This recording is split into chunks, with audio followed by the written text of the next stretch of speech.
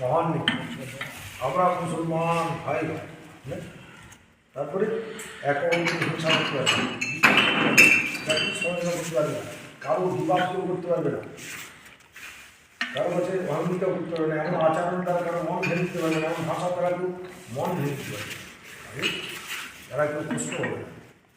তার নাম হচ্ছে প্রেম থাকবে, শ্রীবাদের মধ্যে প্রেম থাকবে, শ্রীবাদের সকলেই শুনি আইডে সিং রিয়ালার প্রেম থাকবে, পাঞ্জাবের প্রেম থাকবে, তারপর আসিদিনের তাদের তাদের আপনার মশাদের প্রেম থাকবে, নেক্সট আলাকানদের প্রেম থাকবে, নদীর মাটির মহ প্রেম থাকবে।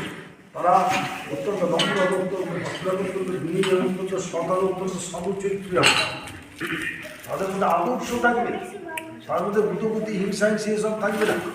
তাদের আদর্শ, তাদের আচরণ, সুবিবাদের লোকের আচরণ, ব্যবহার, ভাষায় অনুপ্রাণিত হবে মানুষ। কথা বোঝা? এরই করে বক্তব্য রাখতে হবে। এই সংগঠন যারা করে মালাহুল মাওলা ফলাহুল, একজন মুমিন ব্যক্তি, একজন মুমিন ব্যক্তি সমাজ হচ্ছে বহু মূল্যবান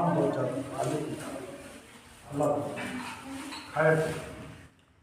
এই দুনিয়ার খেলা একদিন তো শেষ হয়ে যাবে না, কার কখন সময় আসবে কেউ জানে না। আল্লাহর অলির পথে থাকতে হবে। বহু বিভ্রান্তি আসবে, নবী বলেছেন ৭৩টা দল হবে, ৭২টাই জাহান্নামে যাবে, একটি জান্নাতে যাবে। তারা হবে আহলে সুন্নি, তারা হবে তরিকাপন্থী, তারা হবে সুফিবাদের লোক, তারা হবে জান্নাত। মান সাবাল মানফরাত ওয়া নামারা কুরবা আলিল মারিফাতিল ফায়দানে আমারে লা ইলাহা ইল্লাল্লাহ মুহাম্মাদুর রাসূলুল্লাহ। আল্লাহ বলেন কাল কিয়ামতের দিন যেদিন এই সূর্য আধার নিচে আসবে, একই সূর্যের 10টা মুখ হবে, বস্ত্র গলে পড়বে জমিনে পড়ে, জমিন পুড়ে তামাক হয়ে যাবে, আপন আমার ঘামে হিন্দু খেলবে, সকলেই ইয়ানফসি করবে। আদম সফিউল্লাহ আলাইহিস সালাম থেকে সমস্ত পয়গম্বর পর্যন্ত ইয়ানফসি করবে। সেই দিন আল্লাহর নবী ইয়া রাব্বি হাবলি উম্মতি, ইয়া রাব্বি হাবলি উম্মতি, ইয়া রাব্বি হাবলি উম্মতি করবে। আজও খবরে ইয়া রাব্বি হাবলি উম্মতি করে কাঁদছেন উম্মতের জন্য।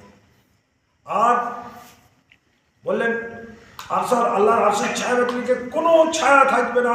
সেই দিন আল্লাহর আরশের ছায়ার নিচে কারা থাকবে? ১ নম্বর মারিফাতপন্থী, মারিফাতপন্থীরা নবী প্রেমিক, তরিকাতপন্থীরা নবী প্রেমিক, সুবিবাদের লোকরা নবী প্রেমিক। এদের অন্তর্দ্বন্দ্ব থাকে না, কারোর সঙ্গে কারো দ্বন্দ্ব হয় না, ফেসাদ হয় না, ফেতনা হয় না, সংকীর্ণ থাকে না, পরস্পর মুনাফিকি থাকে না, হিংসা থাকে না, বিদ্বেষ থাকে না, অহংকার থাকে না, চতুরি থাকে না, গীবাত থাকে না। এসব থেকে সুবিবাদের লোক পাক হয়ে যায়।